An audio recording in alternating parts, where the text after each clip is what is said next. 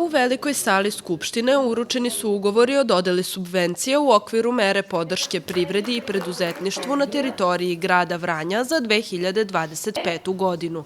Za građane su ove subvencije od velikog značaja jer im pomažu u realizaciji novih ideja i poboljšanju posla. Naravno da znači svaka neka pomoć, znači dosta.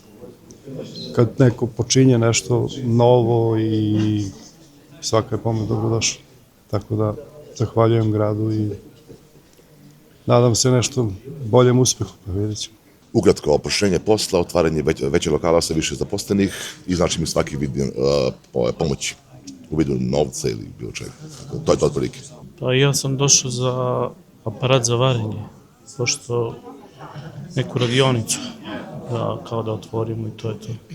Pa znači, svaki dinar je dobrodošao. Bavim se proizvodnjom drvenih konstrukcija za izradu stolica. Uglavnom radim za firmu Dodić, znači namještaj Delirium, Gold House i hteo bi, znači ova pomoć mi veoma, znači hteo bi da obnovim neke mašine koje su mi već dotrajale i da se zahvalim gradonačelniku i opštini Vranju na ovu pomoć koja mi veoma znači. Subvencije obuhvataju realizaciju poslovnih ideja, inovacija, rast i razvoj, a pravo su ostvarili preduzetnici i privrednici koji su ispunili uslove definisane javnim pozivom.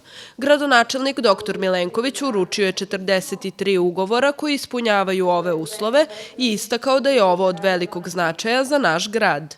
Koristim ovom priliku da vam u ime grada Vranja i svoje lično ime čestitam na kvalitetnim poslovnim idejama i odobrenim subvencijama sa željom da nastavite sa razvojem i rastom poslovnih aktivnosti u narednom periodu. Grad Vranje će i dalje nastaviti sa balansiranom podrškom privredi i ekonomskom razvoju, pri čemu lokalna privreda zauzima zaista važno mesto.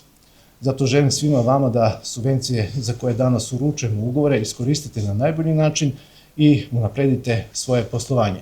To je svima nama jako bitno, ova je mera koju mi sprovodimo unazad nekoliko godina i zaista je postojalo veliko interesovanje privrednika i ono što je nama sa strane rukovodstva grada jako bitno, to je da je ova mera održiva, što znači da je naišla na odobravanje od samih vas privrednika pre svega. I nakon svega ovoga mi ćemo i dalje da podržavamo i predvideli smo sredstva u novom budžetu, tako da očekujte poziv već početkom sledeće godine za jedan novi ciklus podsticaja koje ćemo iz našeg lokalnog budžeta upravo vas, lokalne privrednike, da podržavamo. Neke od subvencija obuhvataju nabavku novih mašina, aparata, uređaja, proizvodnju tekstila, obuće i unapređenje uslužnih delatnosti. Grad Vranje je izdvojio 250.000 po pojedinačnom zahtevu, što je ukupno 10.694.000 dinara.